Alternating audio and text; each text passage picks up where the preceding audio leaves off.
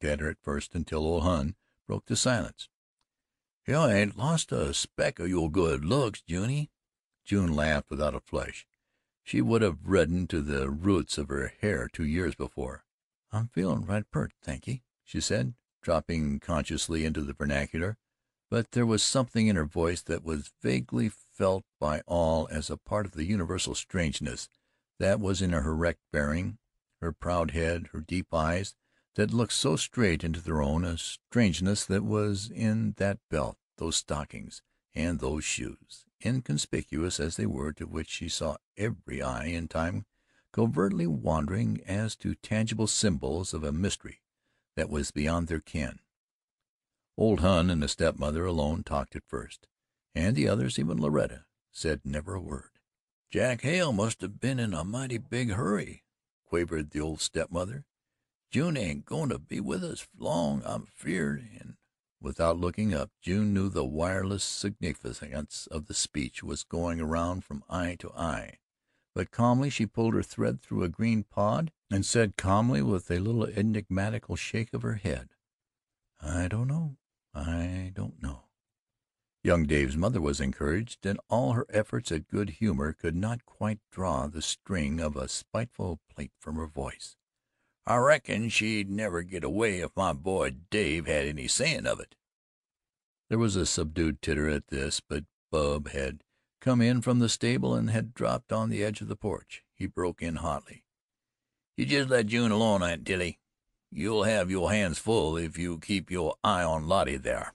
Already, when somebody was saying something about the feud, as June came around the corner, her quick eye had seen Loretta bend her head swiftly over her work to hide the flush of her face. Now Loretta turned scarlet as her step-mother spoke severely: "You hush, Bub," and Bub rose and stalked into the house. Aunt Tilly was leaning back in her chair, gasping, and consternation smote the group. June rose suddenly with her string of dangling beans. "I haven't shown you my room, Loretty. Don't you want to see it? Come on, all of you," she added to the girls, and they and Loretta, with one swift look of gratitude, rose shyly and trooped shyly within, where they looked in wide-mouthed wonder at the marvelous things that room contained. The older women followed to share sight of the miracle, and all stood looking from one thing to another, some with their hands behind them as though to thwart the temptation to touch, and all saying merely, "My, my!" None of them had ever seen a piano before, and June must play the shiny contraption and sing a song. It was only curiosity and astonishment that she evoked when her swift fingers began running over the keys from one end of the board to the other, astonishment at the gymnastic quality of the performance, and only astonishment when her lovely voice set the very walls of the little room to vibrating with a dramatic love song that was about as intelligible to them as a problem in calculus. And June flushed, and then smiled with quick understanding at the dry comment that rose from Aunt Tilly behind: "She shorely can holler some." She couldn't play Sourwood Mountain on the piano, nor Jenny Get Around, nor Soap Suds Over the Fence, but with a sudden inspiration she went back to an old hymn that they all knew, and at the end she won the tribute of an awed silence that made them file back to the beans on the porch. Loretta lingered for a moment, and when June closed the piano and the two girls went into the main room, a tall figure entering stooped in the door and stared at June without speaking. "Why, howdy, Uncle Rube," said Loretta. "This is June. You didn't know her, did ye?" The man laughed. Something in June's bearing made him take off his hat. He came forward to shake hands, and June looked up into a pair of bold black eyes that stirred within her again the vague fears of her childhood. She had been afraid of him when she was a child, and it was the old fear aroused that made her recall him by his eyes now. His beard was gone, and he was much changed. She trembled when she shook hands with him, and she did not call him by his name. Old Judd came in, and a moment later the two men and Bub sat on the porch while the women worked, and when June rose again to go indoors, she felt the newcomer's bold eyes take her slowly in from head to foot. She turned crimson. This was the terror among the Tollivers. Bad Rufe came back from the West to take part in the feud. He saw the belt and the stockings and the shoes, the white column of her throat, and the proud set of her gold-crowned head. He knew what they meant. He made her feel that he knew, and later he managed to catch her eyes once with an amused, half contemptuous glance at the simple, unraveled folk about them, that said plainly how well he knew they too were set apart from them. And she shrank fearfully from the comradeship that the glance implied, and would look at him no more. He knew everything that was going on in the mountains. He had come back ready for business, he said. When he made ready to go, June went to her room and stayed there, but she heard him say to her father that he was going over to the Gap, and with a laugh that chilled her soul, "Going over to kill me a policeman." And her father warned gruffly, "You better keep away from there. You don't understand them fellers." And she heard Rufe's brutal laugh again, and as he rode into the creek his horse stumbled, and she saw him cut cruelly at the poor beast's ears with the rawhide quirt that he carried. She was glad when all went home, and the only ray of sunlight in the day for her radiated from Uncle Billy's face when, at sunset, he came to take old Hon home. The old miller was one unchanged soul to her, and that he was the one soul that could see no change in June.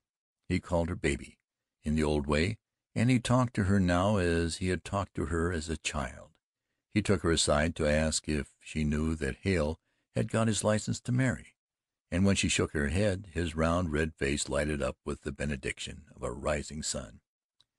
"Well, that's what he's done, baby, and he's asked me to marry ye," he added with boyish pride. "He's asked me." And June choked, her eyes filled, and she was dumb. But Uncle Billy could not see that it meant distress and not joy. He just put her arm around her and whispered, "I ain't told a soul, baby, not a soul."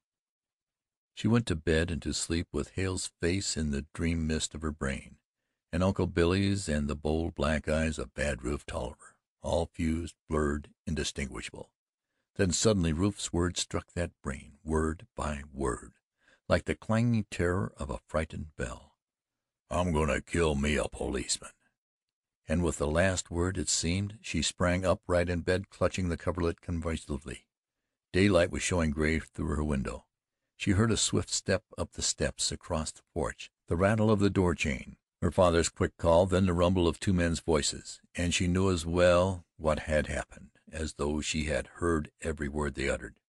Rufe had killed him, a policeman, perhaps John Hale, and with terror clutching her heart, she sprang to the floor, and as she dropped the old purple gown over her shoulders, she heard the scurry of feet across the back porch, feet that ran swiftly but cautiously, and left the sound of them at the edge of the woods.